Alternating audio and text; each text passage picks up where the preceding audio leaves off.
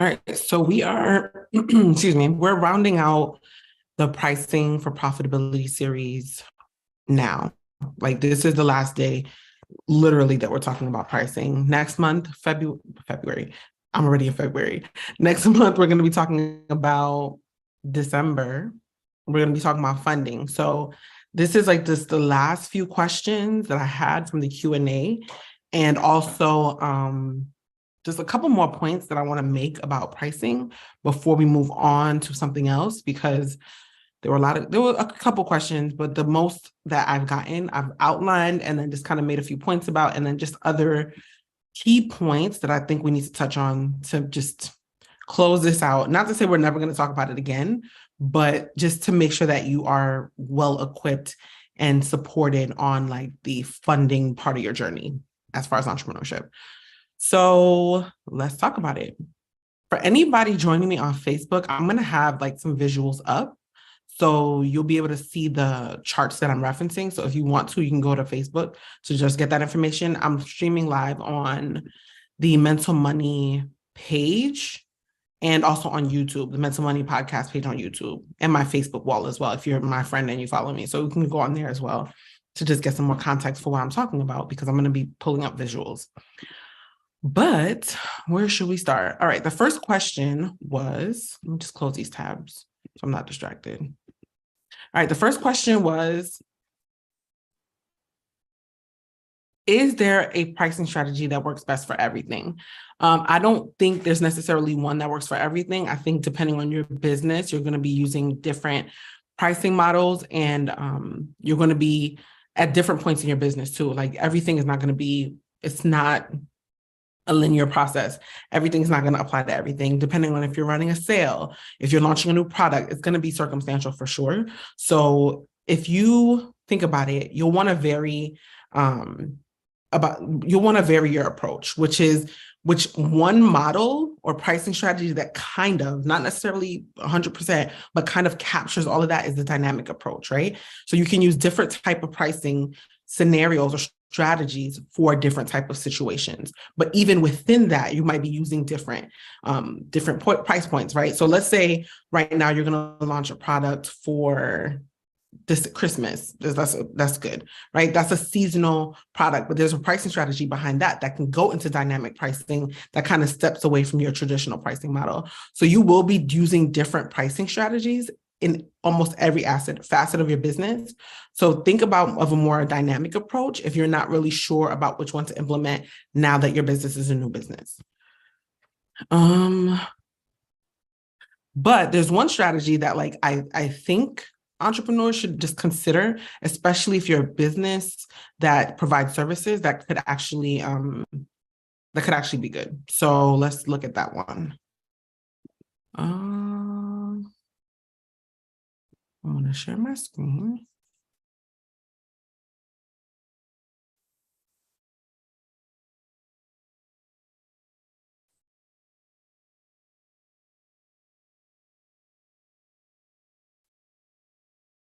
Okay, so the tier system is almost always a good system to use, almost always. I mean, again, remember, circumstantial, but the tier, especially if you have like a service-oriented business, is really good because it allows you to integrate certain pieces into your business, but then not dilute the premium tier product, but it also doesn't cost you too much to put into the basic product.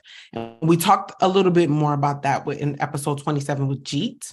He really helped us understand how to provide a quality service or product without, and we can have a high tier product to a low tier product, but we don't want to dilute the high tier product and set people's expectations for getting the high tier product, and they're really not, you're really losing money in that way. So making sure you're pricing appropriately.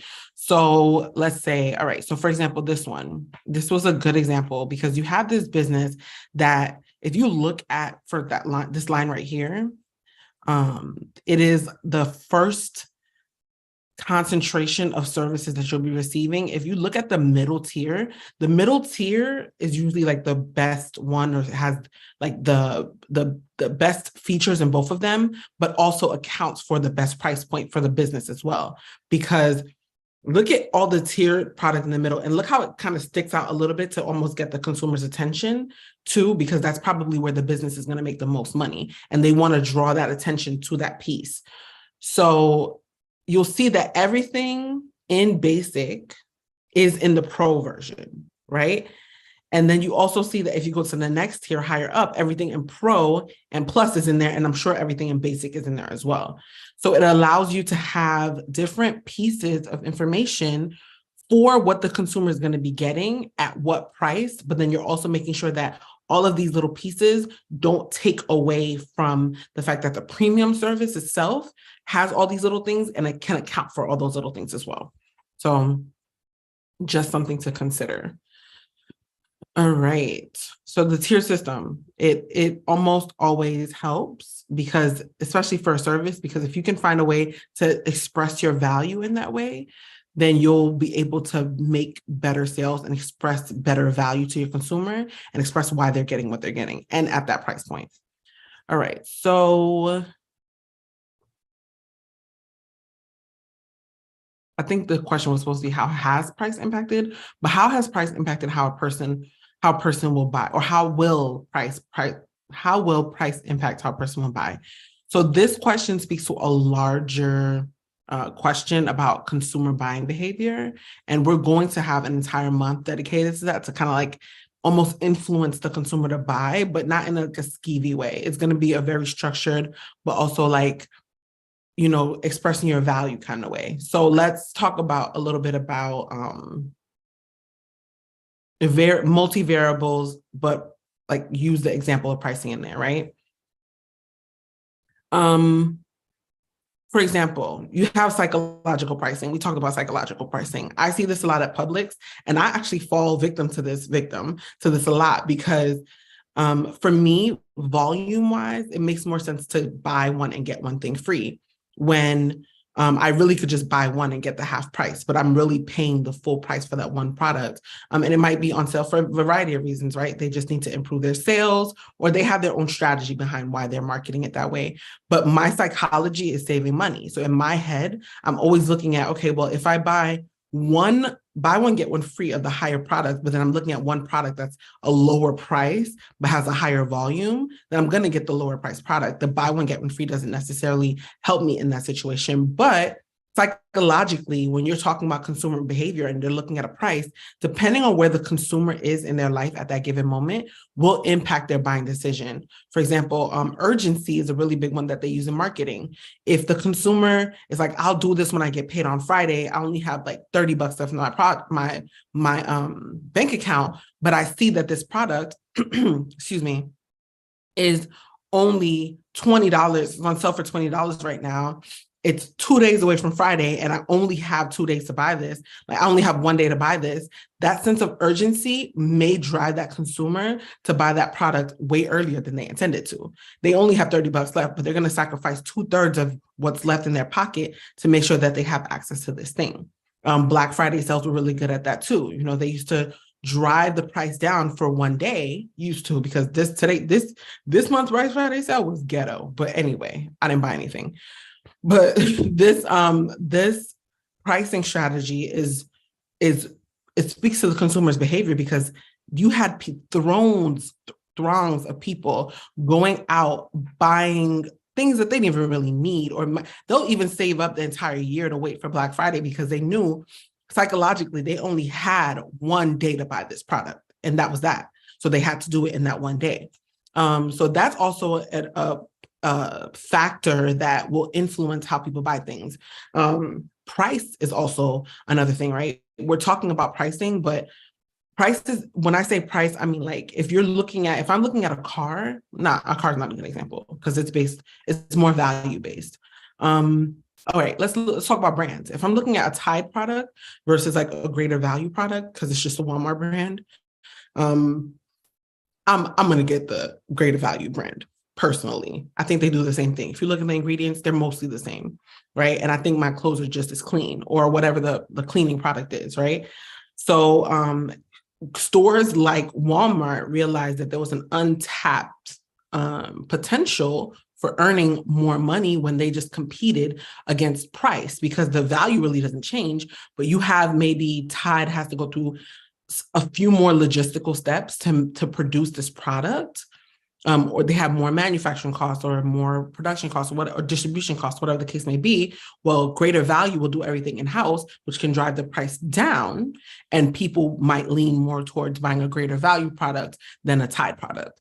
So for the consumer, like myself, I will look at the ingredients and say, okay, am I getting different quality? No. Okay, so I'm going to pay the better price, which for me is the lower price.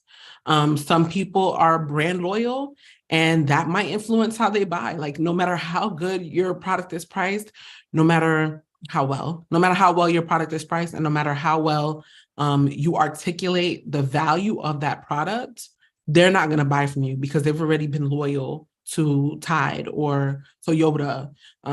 So that's also a psychological or price point impact to how the consumer will buy as well. But it's a greater thing. Like it's really psychological. So we'll dig into that. There's a month coming up next year where we'll be digging exactly into that as like in a holistic way.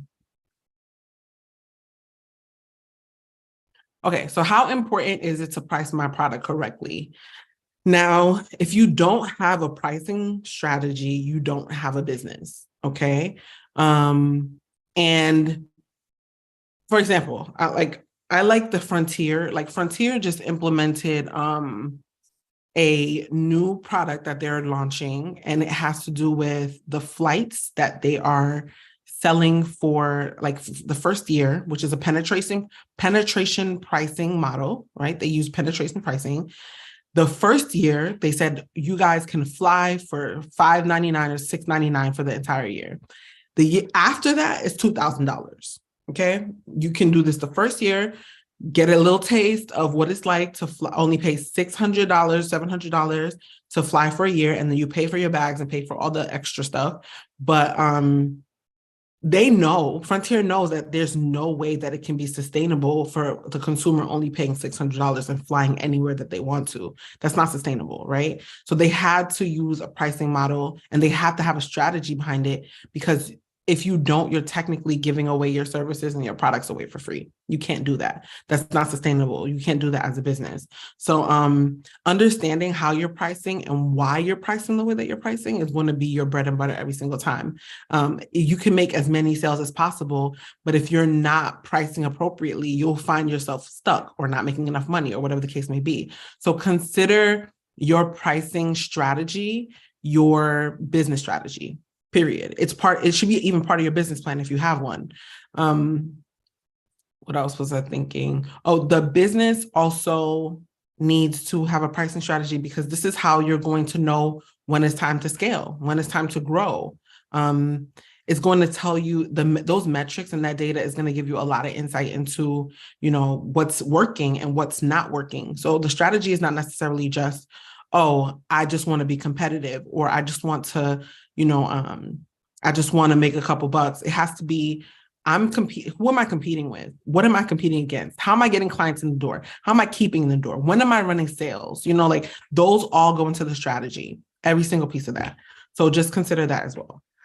All right. So next question is, how do I know if I'm pricing too high or too low?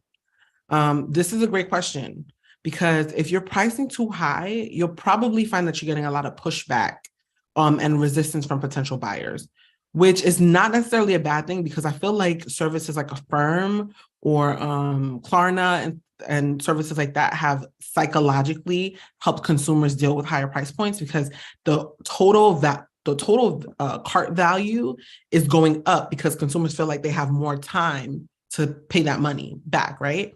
So you can probably offer something like that as a solution, so that you don't have as much price sensitivity to higher priced items, making sure that there's maybe even a way to finance it. Financing offers the consumer an option to look at how this will impact their finances long term. And it still gives them a value that they are looking for. But one way to know is that if you're getting too much pushback, and granted, there's always going to be someone who wants to pay a lower price for the premium service. Like no one's going to tell you no when you charge $2,400 and they're telling you, and they're telling you they want to pay $1. If you tell them yes, they're not going to tell you no. So, if you're getting a lot of pushback though, and you're noticing that it's impacting your sales, that might be a good time to test and see what price point peak customers are comfortable at. Maybe shift that a little bit and then try to figure out like a sweet spot that will allow you to make sales at least 30, 40, 50 upwards amount of the time. And then if you're pricing too low, you'll get no pushback. That's another thing. Like if someone's offering a Mercedes for $70, the Mercedes lot will be wiped out, right? So if you're not getting any pushback at all, if that's pretty much one sign. But another sign is if people are surprised at the price. So if you're giving a lot of value and people are like, oh wait, it's only $7. Yeah, that's probably a one way that you're pricing too low as well. And then another thing is, from a technical standpoint, what I've seen is that people are pricing too low when their margins don't allow them to grow or scale in any way, right? It doesn't matter how much more sales you get, you find yourself breaking even every single month, your prices are too low. You should be able to have enough to set aside and say, hey, I need to be able to pay my taxes. I need to be able to run some ads or launch this new product and put money into like this product development. If you're not finding that space, you're probably not charging enough because your production costs are competing with your revenue, and you don't want that. That's literally the opposite of what you want to be doing. So that's probably the biggest telltale sign that your prices are too low. And then the other question we got was, what should be included in your production costs? So production costs, pretty much everything that goes into producing that product. It can go, and that's usually referred to as the cost of goods sold, right? So everything that goes into making this product run or delivering this product is mostly your overhead. So materials, labor, administrative costs, software, equipment, all of that goes into it. So you want to make sure that you are considering, like when you're really launching or developing this product, you want to look into every single piece, because ultimately that's going to be worked into the price of the product. There's not one thing that's left out. For example, if I'm producing a bag of granola, all of the ingredients are part of that production. The packaging is part of the production.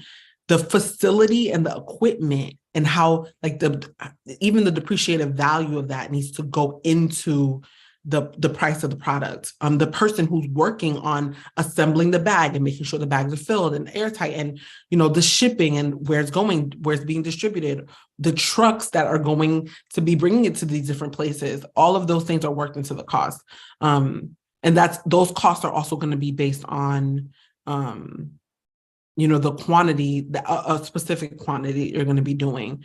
So that's like a really trimmed down, like really simplistic way of explaining it. But the best way to really get the best answer for that is to hire a certified public accountant, like someone who knows how to understand like unit cost and really break down those intricate pieces of the product that you're going to be developing, because you don't want to have any surprises down the line where you're looking at surprises, because the CPA will know industry standards for what you're trying to do. So they'll look at they can source data from other businesses and look at, what is this business doing? What is this business doing? What have they done in the past? And all the things that you should consider and how that's going to impact your business as well. Insurance is another overhead cost, permits, annual filings, like all those things will go into the price of this, because if you don't do that, you will find yourself in a situation where you're not profitable or making enough money to sustain. All right. So those are the questions. And I'm going to just talk about a couple of keys to pricing to consider when you are thinking about how you're going to price yourself. One one thing that I always look for if I'm assessing a business is looking at their operational costs and how low or predictable we can keep them, right? So in order to understand that, we're going to have to look at variable cost versus fixed cost. And variable costs are the costs that change over time. Credit card bills are an example of a variable cost or personal expense that you would take on that varies. Every single month, it's not a flat rate. It will change. For example, maybe what's a variable cost in business? Advertising, right? Depending on what you do in advertising, you might set a budget, which I would recommend. But some people are like, you know what? Let's just see let's use Facebook or Instagram's algorithm to see what the most fruitful way to advertise this product would be. And then every single month you might get a different answer based on the volume, right? So I would say flatten out your expenses as much as you can. Even the VAs or anyone who helps me, I flat rate everything they do. Okay, this is the project, this is the deliverable. Let's see if we can get this done in 10 hours. So we know this is how much that contract is going to be for the contractor to do the work, because you don't want any surprises in business. And you want to limit as many of them as you can. And as a business owner, you are in control of that. So if you can limit as many of those things, that would be great. What else? How else can we flatten it out? Subscriptions, if you can, this is a good way that I flatten out some of those fixed costs as well. I'll try to pay them on an annual basis as much as I can, right? Depending on how much it is, of course. So for example, like our video editing subscription, I will ask for me to pay a annual for a whole year, pay the annual fee. And then usually they'll even discount it for you. So you really save money on the back end. So instead of paying $10 a month, which would have been $120 for the year, I'll pay $80 and I save technically 2 months, right? Well, no, yeah, 2 months, no, 4 months. So, that's one thing that you can use to just save a little money on the front end. And then you'll know that you don't have to pay that again into the next year and you can budget for that. So that's also a way to think about it. So another thing that you can do is control your cost. Another way to control your cost is by keeping as many logistical elements in-house as you can. So for example, IKEA is really good at doing that. Actually, Trader Joe's is really good at doing this too, because Trader Joe's makes everything Trader Joe's makes. IKEA makes everything IKEA has in their store. They're not like a marketplace for other people. They do everything within their own ecosystem, and they have their own logistical system, which means that they can control their costs, their manufacturing, they can control everything, which allows them to keep the prices low. So if you can find a way to keep everything as much as you can, because I know everything is not going to be in-house. For example, if you have a product, you're going to be using UPS or USPS or FedEx or whatever to ship. So you can't control those costs, right? But if you could find a way to do that, that will save you a lot of money long term.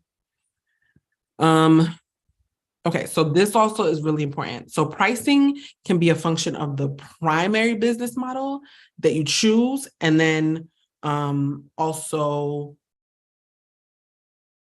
the actual strategy that you implement for the pricing. Sorry, I just had like a brain freeze. Software as a service is a really good example of this, right? I love how Spotify does this. Their model is a subscription business model. So every single month you pay into it. You have to subscribe to do it. You pay every single month and you get the service. But they also use a freemium model, which means that they are telling you, hey, you can use this app for free. You don't have to pay for this. But if you want extended features, then you have to pay for it, right? So that's also a part of their subscription model as well. But their pricing model is a penetration price. So they will get you in the door with just a little taste, all the free features, right? They'll show you, oh, here's your options. You can make a playlist, but if you want to skip X amount of songs, you have to pay. Or if you want to upgrade, we'll give you like a discount for 2 months or something, or we'll put you on a family plan or whatever the case may be. T-Mobile also does this really well too. Cable companies do this very well as well, because it give you an introductory offer for like 6 months, 7 months, or whatever you pay the smaller price. you get a taste of it, now you pay the bigger price on the back end.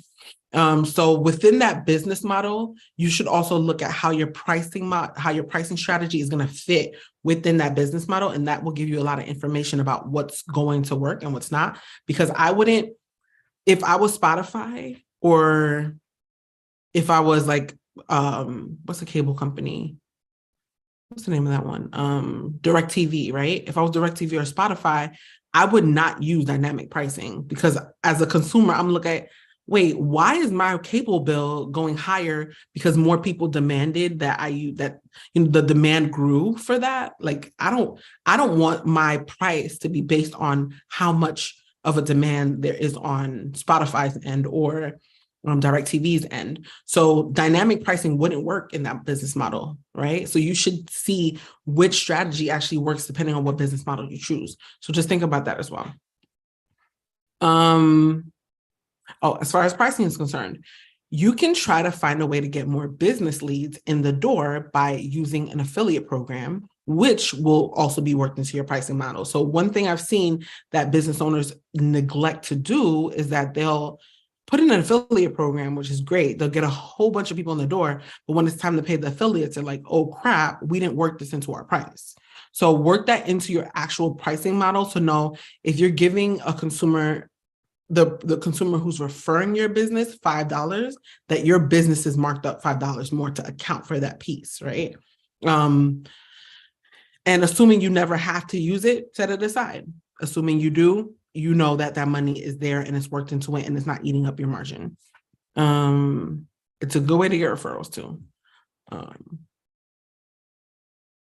Okay, so this one is specifically, this last point is specifically for consultants. So you need to know how much your hour is actually worth so that it's priced appropriately into your actual service. What I've seen a lot of the time is that consultants will mess around, right? And they will not price themselves appropriately. And then there's a contract for 17 hours, for example, of work. And then what ends up happening is that they have maybe 40 hours of real work overhead, right? So you didn't budget appropriately. So you need to know, one, how much time it's actually going to take you to do this thing. But then you also want to know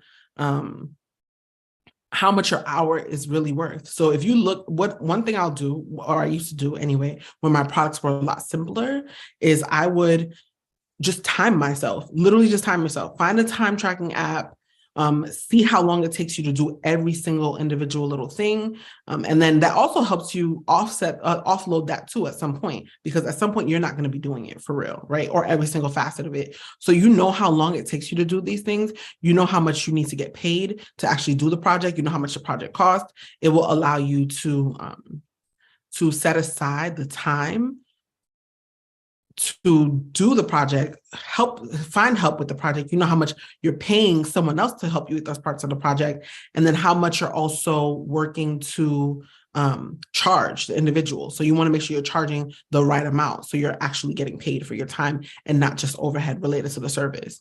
And then not only that, but one strategy that I talked about on TikTok and Instagram this past week was the fact that as a consultant, what I've done in order to make sure that I'm actually getting paid for my time as well, because you will find that a lot of people want to pick your brain. No, right? We got to get paid for that time, because anytime someone sits down with you to get some kind of value from you, asking a question gives an answer that they did not have before. If they walk away empowered, informed in any way, this is something that you need to be charging for. So the strategy that I implemented was that I would have a consultation fee, and that was the hours worth of my time.